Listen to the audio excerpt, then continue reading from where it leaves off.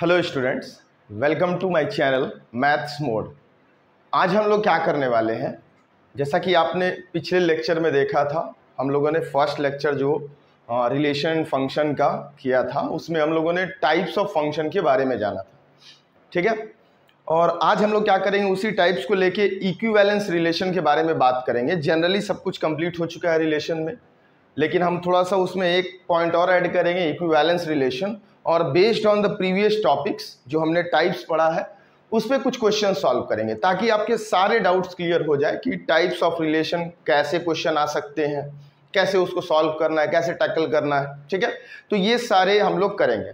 उससे स्टार्ट करने से पहले कुछ बातें कि अगर आप लोग पढ़ाई नहीं कर रहे हैं, ठीक है, तो भाई पढ़ाई करना स्टार्ट कर दें। ठीक है ना, ये मेरा वीडियो बनाने का मोटो ये नहीं है कि बस आप उसको बस एज ए कैजुअली लें, उसका कोई फ़ायदा नहीं होगा। ठीक है ना, वीडियोस आप लोग पूरा देखिए, स्किप ना करें, उसको आराम से बैठ के देखोगे तो चीज़ें समझ में आएंगी, पूरी क्लियर हो जाएंगी।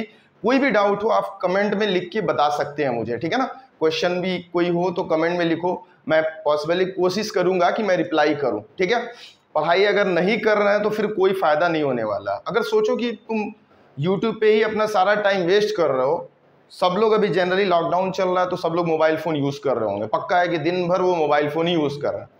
तो अब उस मोबाइल फ़ोन का यूज़ जब कर रहे हैं तो उसको पॉजिटिव वे में लेना है। पॉजिटिव वे ये हो सकता है कि भाई यूट्यूब स्टार्ट किया मैंने तो एजुकेशनल चैनल सर्च किए, बहुत सारे एजुकेशनल चैनल्स हैं यूट्यूब पे, आप जो अच्छा कंटेंट है उसको व्यू कर सकते हैं।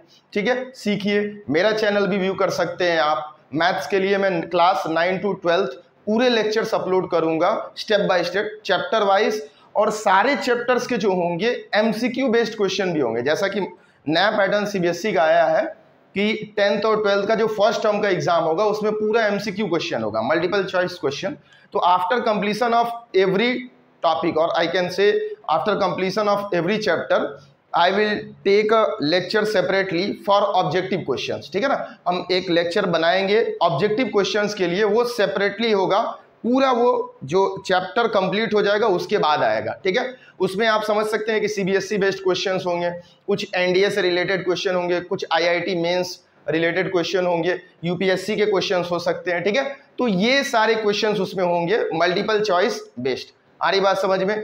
तो वीडियो को जो है वो पूरा वॉच करो आप लोग, उसी से फायदा होगा। ठीक है, ये नहीं कि बस ऐसा स्किप किया और चले गए, कंटेंट पूरा देखो। आई प्रॉमिस यू कि सब कुछ समझ में आएगा क्लियरली। ठीक है, उम्मीद करता हूं कि आप अच्छे होंगे, अगर अच्छे नहीं हैं तो अच्छे हो जाइए। ठीक है, क्योंकि लेट्स एंजॉय अवर चैनल, और मैथ्स को एंजॉय करना सीखते हैं इस चैनल पे। आ रही बात समझ में? तो let us start today's lecture. आज हम लोग जो रिलेशन फंक्शन में जो टॉपिक स्टार्ट कर रहे हैं वो क्या है? Equivalence relation. Equivalence relation.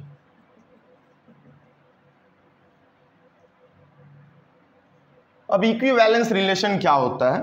तो हमने पढ़ा था कि भाई सिमेट्रिक टाइप का रिलेशन होता है, रिफ्लेक्सिव होता है, ट्रांजिटिव होता है। ठीक है ना, सबने ये पढ़ा था। तो relation on set A is said to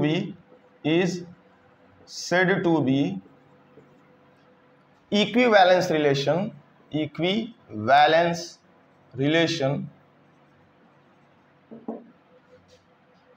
if the relation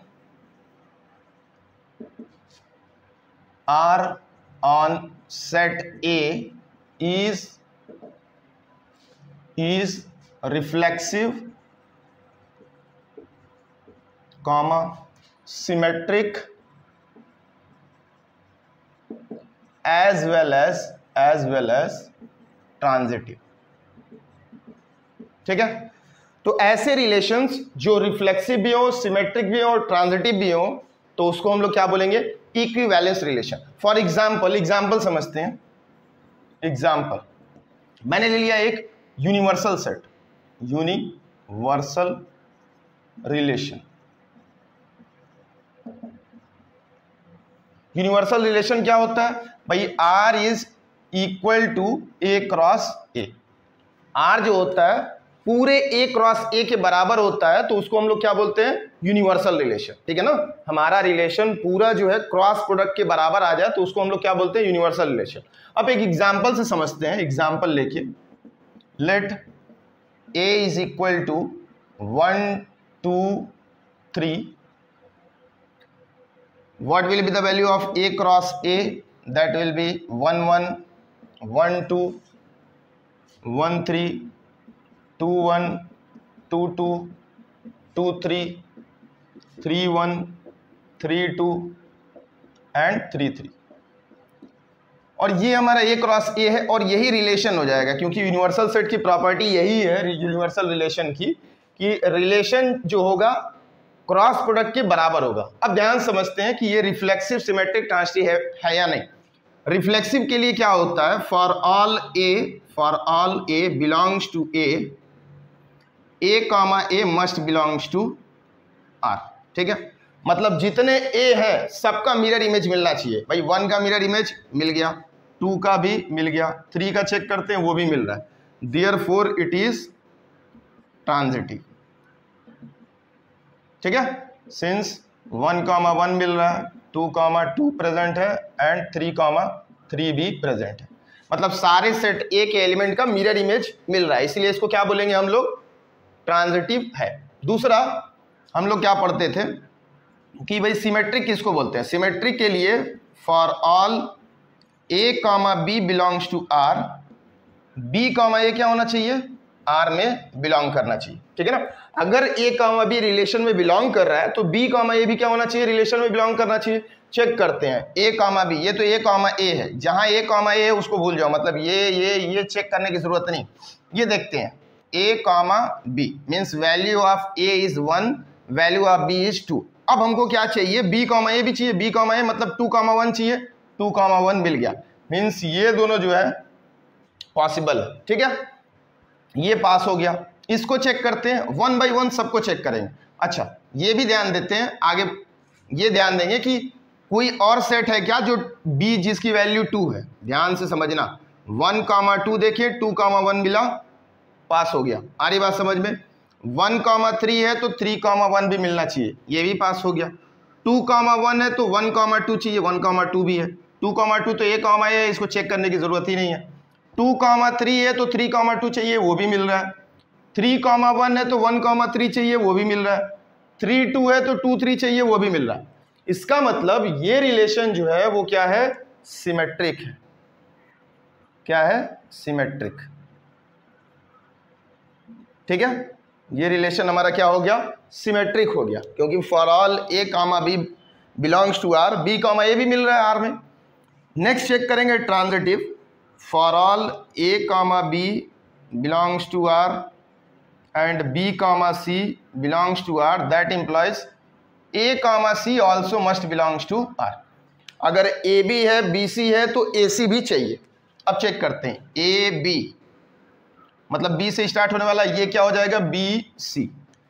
A B, sir ये नहीं हो सकता क्या, ये तो बी ए हो जाएगा ना, तो इसको चेक करने की जरूरत नहीं, अलग अलग होना चाहिए। ए बी सी की वैल्यू अलग अलग लेना, ए की वैल्यू 1, बी की वैल्यू 2, तो बी यहाँ पे 2, सी 3, तो 1 कॉमा 3 चाहिए, 1 कॉमा 3 मिल रहा है। ठीक है, तो ये पास हो गया भाई। दूसरा चेक करते हैं, ये ए बी, अब 3 से स्टार्ट होने वाला, 3 2, ये बी और ये सी, तो ए कामा सी चाहिए, मतलब 1 कामा 2 चाहिए, 1 कामा 2 भी मिल रहा है। अगर इसको ए बी माने, ए बी और ए बी और 1 से स्टार्ट होने वाला कोई है यहाँ पे, अगर उल्टा करके चेक करेंगे, ये बी और सी, तो हमको क्या चाहिए, ए कामा सी, 2 कामा 3 चाहिए, 2 कामा 3 है प्रेजेंट। ठीक है, वैसे ही इसको चेक करेंगे, ए comma B, A comma B है, अब बी कितना है 3 और ये बी कामा सी हो गया, तो ए कामा सी चाहिए 2 कामा 1, वो भी मिल रहा है। आगे और चेक कर लो, ये ए बी तो बी कामा समथिंग, ये बी कामा सी हो गया।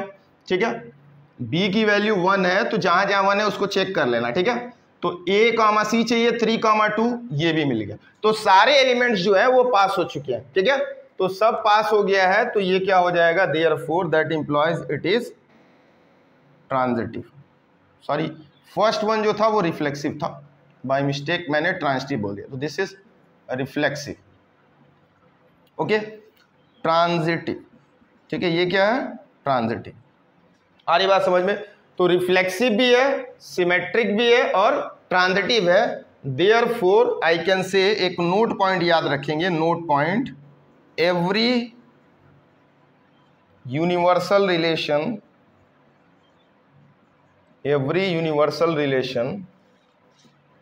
Is equivalence relation.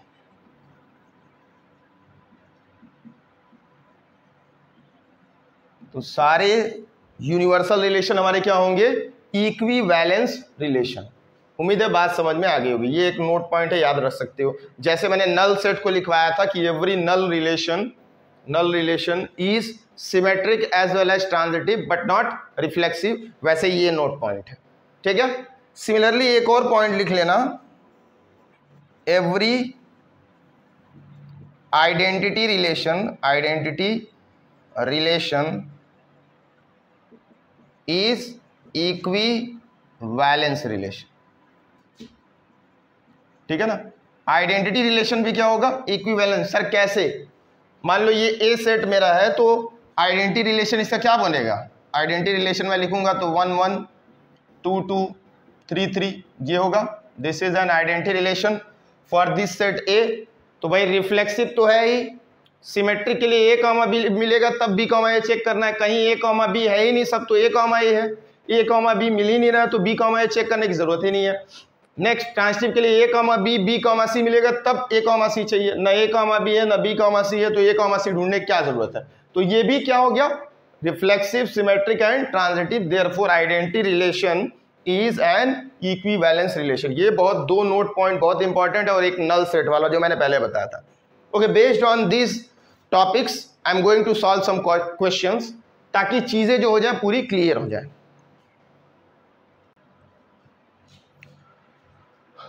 Okay students, तो ये हमारा आज का फर्स्ट क्वेश्चन है। इसमें हम लोग सीखेंगे कि कैसे पहचानना है कि रिफ्लेक्सिव रिलेशन है, ट्रांजिटिव है, सिमेट्रिक है, क्या है, ठीक है ना। क्वेश्चन को देख के हम लोग कैसे पहचानेंगे, कैसे वेरीफाई करेंगे। तो आइए सीखते हैं। पहले क्वेश्चन नंबर 1 क्या है, let A is equal to 1 2 3, एक सेट है मेरा, एंड लेट R1 एक रिलेशन है जिसमें एलिमेंट्स क्या है, 1 1 1 3 3 1 2 2 2 1 3 3।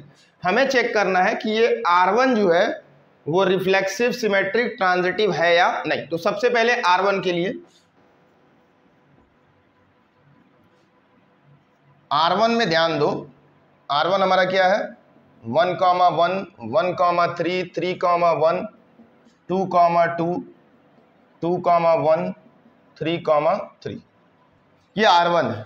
अच्छा, फॉर रिफ्लेक्सिव के लिए R1 जो होना चाहिए वो क्या होना चाहिए, उसमें for all A belongs to A comma A मिलना चाहिए रिलेशन। आ रही बात समझ में? जितने ए है सबका मिरर इमेज रिलेशन में होना चाहिए। 1 का मिरर इमेज 1 1, 2 का 2 2, 3 का 3 3, तो ये रिफ्लेक्सिव है। आ रही बात समझ में? ये रिफ्लेक्सिव होगा। दूसरा चेक करते हैं सिमेट्रिक के लिए। सिमेट्रिक के लिए क्या होता है, for all A comma B belongs to R, B comma A also belongs to R, ऐसा होता है। चेक करते हैं, ठीक है ना। A comma B, B comma A है, ठीक है।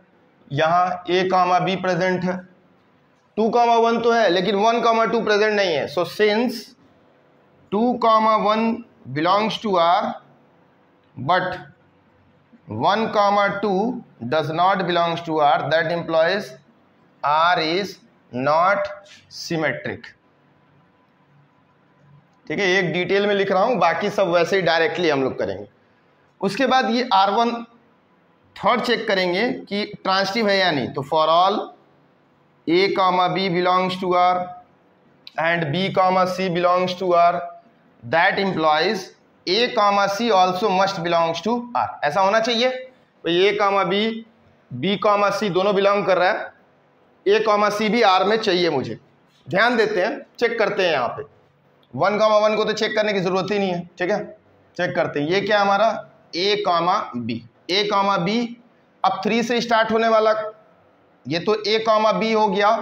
देखो ध्यान से, हमेशा ये बात याद रखना कि ए बी सी की हमें अलग अलग वैल्यू कंसिडर करनी है। ये बात हमेशा दिमाग में बिठा के रखना, क्योंकि बाकी सब खुद ही वेरीफाई हो जाएंगे। तो दिमाग में ये रहना चाहिए कि ए बी सी की तीनों की वैल्यू अलग अलग लेना है। मान लो कि ये ए कामा बी है, दूसरा बच्चा बोल सकता है सर बी कामा सी इसको ले लीजिए, कोई फायदा नहीं है इसको, ये ऑटोमेटिकली वेरीफाई हो जाएगा। आ रही बात समझ में? कैसे? 1,1 प्रेजेंट है यहाँ पे, ठीक है ना। अगर 1,1 प्रेजेंट नहीं होता तो अब वेरीफाई नहीं होता। आ रही बात समझ में? 1,1 प्रेजेंट नहीं होता तो वेरीफाई नहीं होता। लेकिन मुझे मालूम है कि ए कामा बी प्रेजेंट है और ये 3,1 बी कामा सी, अगर सी मान लो 1 ले लिया तो ए कामा सी 1,1 ये भी प्रेजेंट है, ठीक है। आगे ये हो सकता है ए कामा बी, बी से स्टार्ट होने वाला अगला क्या है?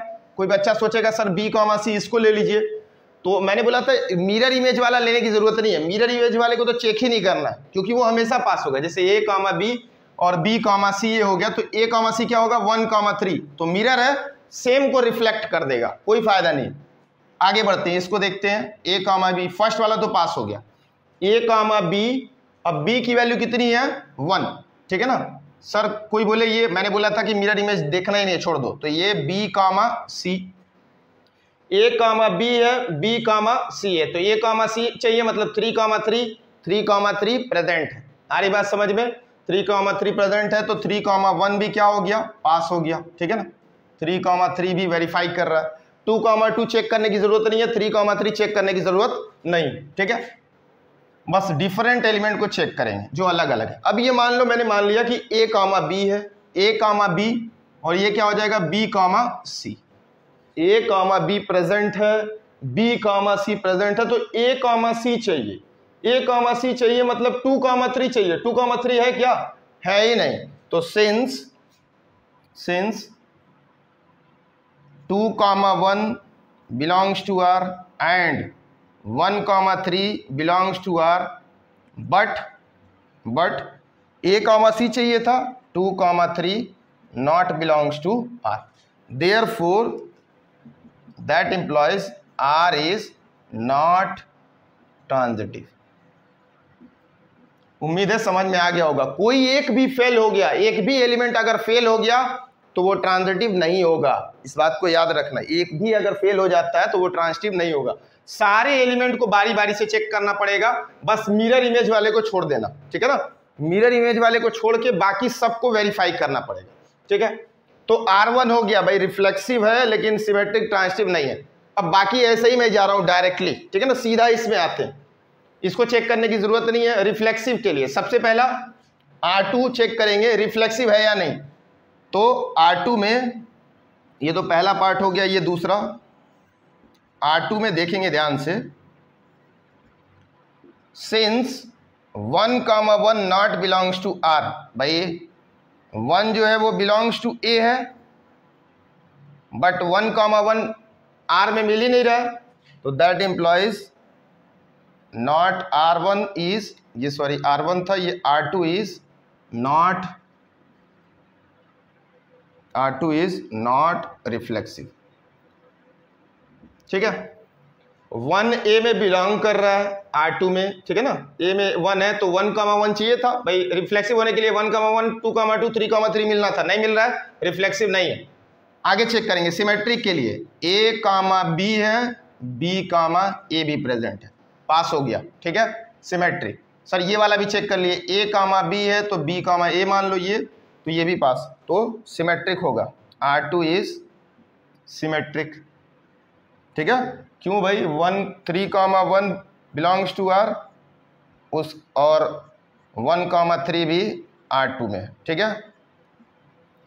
आगे चेक करेंगे, ये तो सिमेट्रिक हो गया। ट्रांजिटिव के लिए चेक करेंगे भाई, A कामा B, ठीक है ना, ट्रांजिटिव के लिए A कामा B, ठीक है। दूसरा क्या है? B comma C, A comma B, B comma C।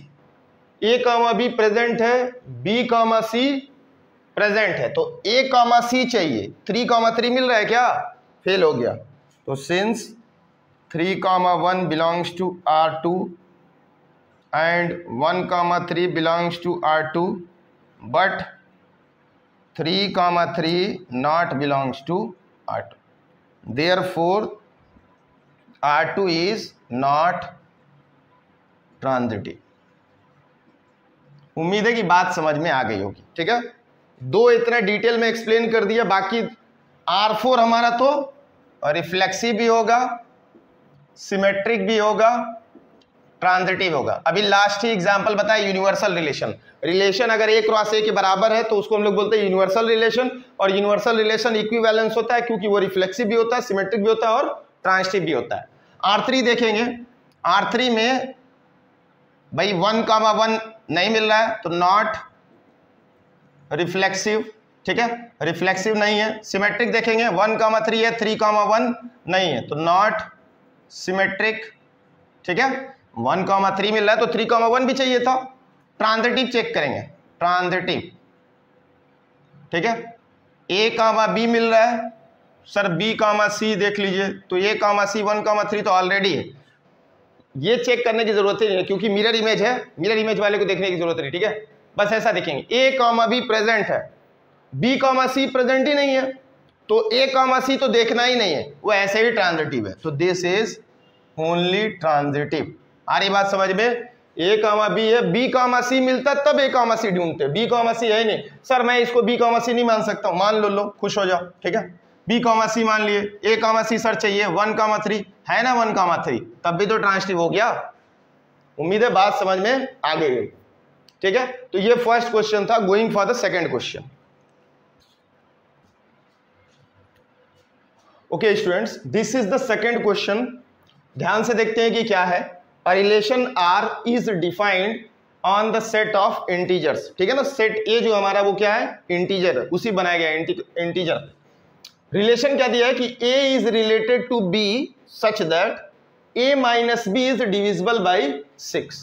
क्या बोल रहा है कि A का रिलेशन B से ऐसा है कि A और B का डिफरेंस जो आ रहा है, मतलब A माइनस B जब भी कर रहे हैं वो क्या है, 6 से डिविजिबल। ठीक है, prove that R is equivalence. R अगर इक्विवेलेंस प्रूव करना है तो भाई रिफ्लेक्सिव, सिमेट्रिक, ट्रांजिटिव तीनों होना चाहिए। आते हैं चेक करते हैं सॉल्यूशन में।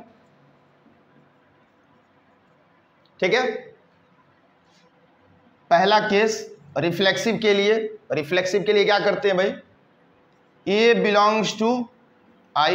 ठीक है ना, सेट A का जो एलिमेंट है वो कहां से बिलोंग कर रहा है, इंटीजर से, मतलब A belongs to integer.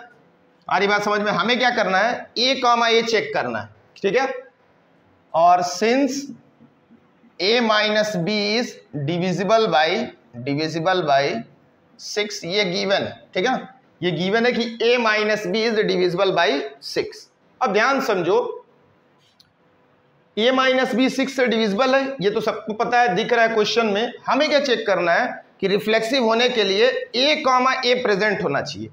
A, A मतलब पहली भी वैल्यू A हो और दूसरी भी वैल्यू A हो। चेक करते हैं A, A मतलब A माइनस A की वैल्यू कितनी हो जाएगी, 6, which is divisible by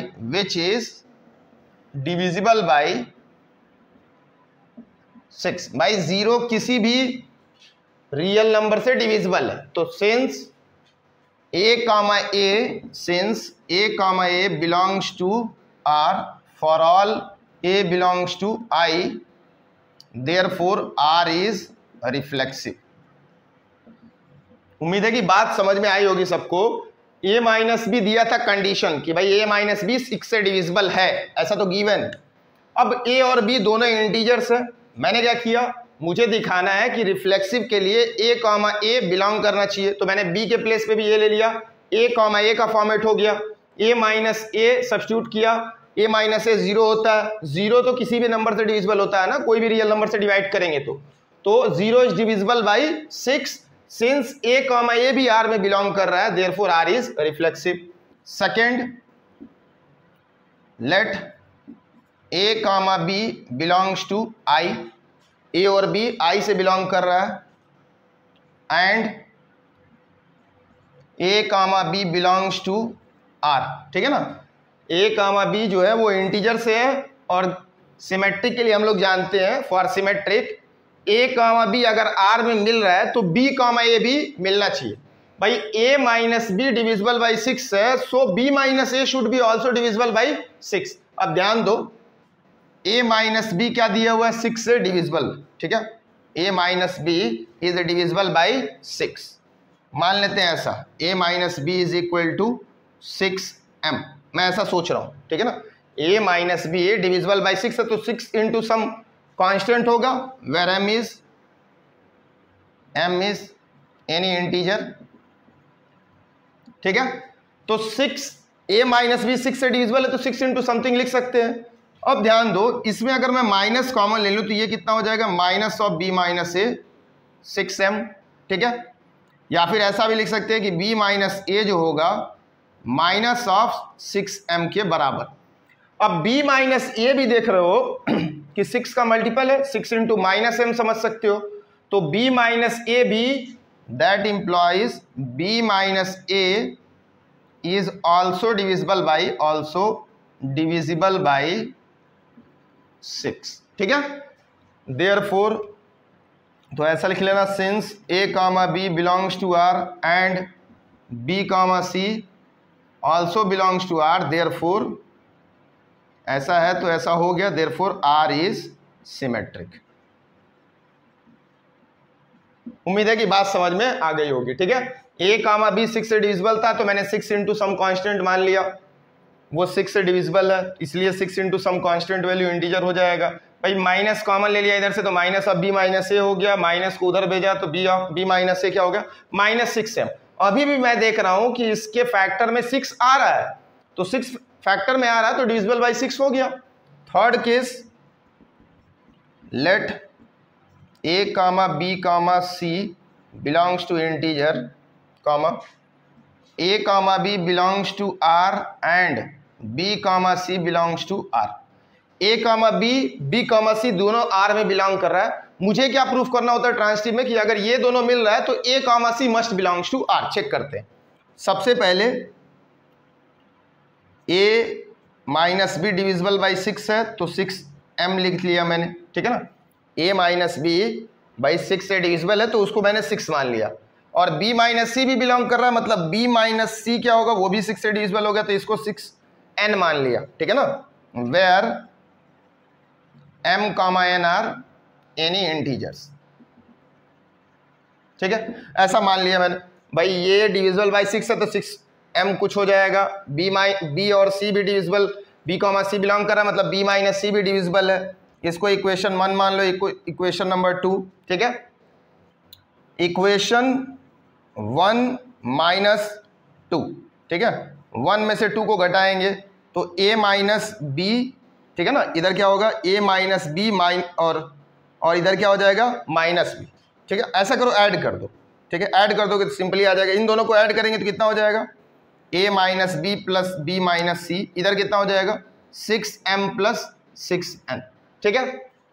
add कर दो, दोनों क्या कर देना है, ऐड कर देना। सिंपली ऐड किया तो b माइनस बी कैंसिल हो गया, a माइनस सी कितना हो गया, दोनों में 6 कॉमन ले लो, m plus n। Now I can see कि a माइनस सी के फैक्टर में क्या आ रहा है 6, तो सिंस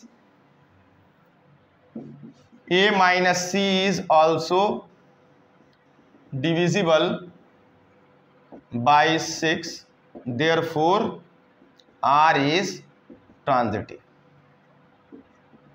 ठीक है।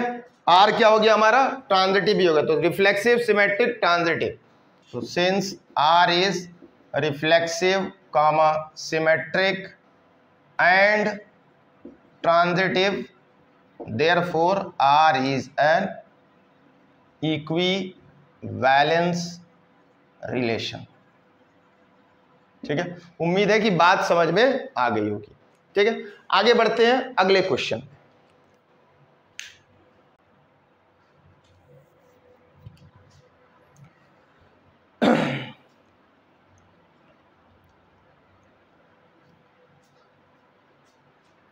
Okay students, our third question is this one, ठीक है ना, ये हमारा थर्ड क्वेश्चन है। क्वेश्चन क्या है, let a is equal to 1 2 3 4 and so on 9 तक है, R B the relation in A cross A. अभी तक ध्यान दो कि ए पे रिलेशन होता था तो आर में जो आता था ऑर्डर्ड पेयर बनता था 1, 2, ठीक है, ऐसा फॉर्म में बनता था। लेकिन ए क्रॉस ए में रिलेशन है, मतलब ए क्रॉस ए का रिलेशन ए क्रॉस ए के साथ। पहले क्या होता था, A is related to B होता था, अब क्या हो रहा है, A comma B related to C comma D. Means first set हमारा पहले क्या होता था ए, अब फर्स्ट सेट क्या है, ए क्रॉस ए। सेकेंड सेट वहां पे ए होता था, अब सेकेंड सेट भी क्या है, ए क्रॉस ए। उम्मीद है कि ये बात समझ में आ रही होगी।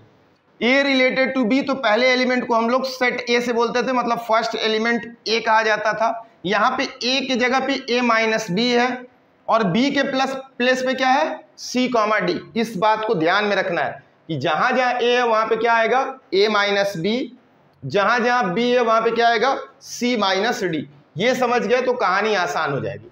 सॉल्यूशन में आते हैं। सबसे पहले गिवन क्या है, गिवन है कि R on A cross A is defined by A comma B related to C comma D if A plus D और B plus C बराबर है for A comma B C comma D in A cross A, ऐसा दिया हो। ठीक है, अब पहला रिफ्लेक्सिव दिखाने के लिए सबसे पहले ये तो मालूम है कि ए कामा बी जो होगा वो belongs to A cross A होगा। ठीक है भाई, पहला सेट हमारा क्या है, ए क्रॉस ए। तो ए कामा बी जो होगा वो किस में बिलोंग करेगा, ए क्रॉस ए से। ठीक है, ए क्रॉस ए से बिलोंग करेगा। हमको क्या दिखाना है रिफ्लेक्सिव के लिए, रिफ्लेक्सिव के लिए क्या दिखाना होता है भाई, कि A comma A belongs to are. भाई ये पूरा एलिमेंट समझ लिया मैंने, ये मेरा क्या है, सेट ए है, सेट ए का एलिमेंट है। तो अगर ये एलिमेंट ए से बिलोंग कर रहा है तो भाई ये कामा ये सेम चीज का कामा, मतलब इसी का मिरर इमेज। पहले क्या होता था, ए बिलोंग्स टू ए, तो हमको क्या चाहिए होता था, ए कामा ए बिलोंग्स टू आर, ऐसा चाहिए होता था। लेकिन अगर A comma B belongs to ए है तो अब मुझे क्या चाहिए, ए comma B belongs to are. अब ऐसा चाहिए मुझे कि A comma B belongs to are होना चाहिए। आ रही बात समझ में? तो ए कामा बी चाहिए, मतलब पहला सेट ए कामा बी है। पहला हम क्या समझ के चलेंगे, ए कामा बी। दूसरे में सी कामा डी के जगह पे भी क्या सब प्लेस करेंगे, ए कामा बी, और चेक करेंगे वेरीफाई कर रहा है कंडीशन या नहीं। ध्यान से देखते हैं। फॉर रिफ्लेक्सिव अगर ये बिलोंग कर रहा है तो ए कामा ए, कंडीशन क्या गिवन है कि A comma D is equal to B plus C, ये गिवन है। ठीक है ना, A plus D is equal to B plus C. अब चेक करते हैं, हमें क्या चेक करना है कि भाई ए कामा बी और ए कामा बी का मिरर इमेज भी क्या आ जाए, ए कामा बी। रख के देखते हैं। तो ए कामा बी तो ऑलरेडी यहाँ पे है, सी और डी के जगह पे क्या रखेंगे, सी और डी के प्लेस पे क्या रखेंगे, A comma B. In the place of C और D I can substitute A comma B. तो ए प्लस डी के जगह पे क्या रिप्लेस करना है, ध्यान से समझो, गड़बड़ हो जाएगा। ए जो है, पहले तो ये समझो कि रिलेशन कैसे आया है। पहले एलिमेंट के फर्स्ट सेट के फर्स्ट एलिमेंट से सेकंड सेट के सेकंड एलिमेंट को ऐड किया है, और फर्स्ट सेट के सेकंड एलिमेंट को सेकंड सेट के फर्स्ट एलिमेंट से ऐड किया गया है। ठीक है, ये रिलेशन बन रहा है। अब इसको समझेंगे कि ये रिलेशन बन रहा है तो इसको यूज कैसे करें। ए प्लस डी, बाहर वाला exterior is equal to, exterior का sum is equal to interior का सम। ठीक है, तो एक्सटीरियर का सम। अब हमें क्या चाहिए कि A comma B must belongs to R. अगर ऐसा मिल जाए तब तो काम हो जाएगा। और ये रखने पे अगर ये सेम कंडीशन को सेटिस्फाई करता है तो मैं बोल दूंगा कि ये रिफ्लेक्सिव है। Okay students, A comma B अगर फर्स्ट सेट से आ रहा है then A comma B must be related to A comma B for reflexive. Reflexive के लिए ऐसा होना चाहिए। चेक करते हैं ये सेटिस्फाई कर रहा है कि नहीं। भाई एक्सटीरियर वाले को ऐड करना, कंडीशन क्या था कि एक्सटीरियर वाले को देख लो, condition A plus D is equal to B plus C. Exterior को ऐड करो और इंटीरियर को ऐड करो, दोनों बराबर आना चाहिए। चेक करते हैं। तो a प्लस बी और यहाँ पे is equal to B plus A. Which is correct only. भाई A plus B B plus A के बराबर होता है, तो since A comma B is related to A comma B that implies R is reflexive. ठीक है, दूसरा check करेंगे, लेट किया, let A comma B is related to C comma D. Reflexive के लिए क्या होता है, ए रिलेटेड टू बी, ठीक है ना, ए comma B belongs to are है तो बी कामा ए भी बिलोंग करना चाहिए। मतलब अगर A comma B is related to C comma D, so C comma D A comma B से रिलेटेड होना चाहिए। चेक करते हैं, चेक करते हैं भाई, एक्सटीरियर वाले को ऐड करेंगे तो A plus D is equal to B plus C. Exterior को ऐड करेंगे तो A plus D is equal to B plus C. ये तो इसका कंडीशन है। दूसरा भाई अगर ऐसा है that implies C comma D must be related to A comma B. Check करते हैं इसको, सी कामा डी, एक्सटीरियर ऐड करेंगे that is C plus B is equal to D plus A. Same verify हो रहा है ना कि A plus D B plus C के बराबर है, दोनों जगह सेम है। तो since A comma B belongs to A comma B is related to C comma D and C comma D is also related to A comma B, therefore R is symmetric. ठीक है, बात समझ में आ रही होगी भाई। ये अगर बिलोंग कर रहा है रिलेशन में, मतलब ये अगर इससे रिलेटेड है तो ये इससे रिलेटेड होना चाहिए। तो मतलब ये अगर इससे रिलेटेड है इस कंडीशन से, तो इसको भी रिलेट करेंगे तो सेम कंडीशन आना चाहिए। सेम कंडीशन आ रहा है तो ये पास हो गया। पहले वाले में मिरर इमेज आना चाहिए, तो देखो दोनों साइड मिरर इमेज आ रहा है, ए प्लस बी और बी प्लस ए सेम चीज है, तो ये भी पास हो गया। तीसरा कंडीशन चेक करेंगे ट्रांसिटिव के लिए। ट्रांसिटिव के लिए क्या करते थे, let A comma B is related to C comma D, A related to B and B related to C. कोई सी मतलब ई कामा एफ मान लेते हैं। हमें क्या चाहिए भाई, A is related to B, B is related to C, तो A must be related to this. मतलब ए कामा बी और ई कामा एफ क्या होना चाहिए, रिलेटेड होना चाहिए। सबसे पहला इसको रिलेट करेंगे तो ए प्लस डी, एक्सटीरियर वाला ऐड होगा, इज इक्वल टू इंटीरियर। फिर इसको ये भी गिवन है तो C plus F is equal to D plus E, ये भी गिवन है। दोनों को सॉल्व करते हैं, ठीक है ना। ओके, तो क्या करेंगे, ये तो जो दो इक्वेशन आया है उसको पिछले भी केस में क्या किया था, हमने ऐड किया था, इस केस में भी दोनों को ऐड करेंगे। ऐड करेंगे क्या आएगा, A plus D plus C plus F is equal to B plus C plus D plus E. D और डी कैंसिल हो जाएगा, और क्या कैंसिल हो जाएगा, सी और सी कैंसिल हो जाएगा। मतलब A plus F is equal to B plus E आ रहा है। चेक करते हैं भाई, ए प्लस एफ मतलब एक्सटीरियर वाला बी प्लस ई के बराबर है। So since A comma B is related to E comma F, ये रिलेटेड मतलब A plus F B plus E के बराबर आना चाहिए, आया है यहाँ पे, therefore R is transitive. So since R is reflexive, symmetric and transitive, therefore R is an equivalence relation। उम्मीद है कि ये बात समझ में आई होगी, ठीक है। तो ऐसा क्वेश्चन एग्जाम में आता रहता है। So that's all for today. Next आगे हम लोग नेक्स्ट लेक्चर में करेंगे। Thank you for today.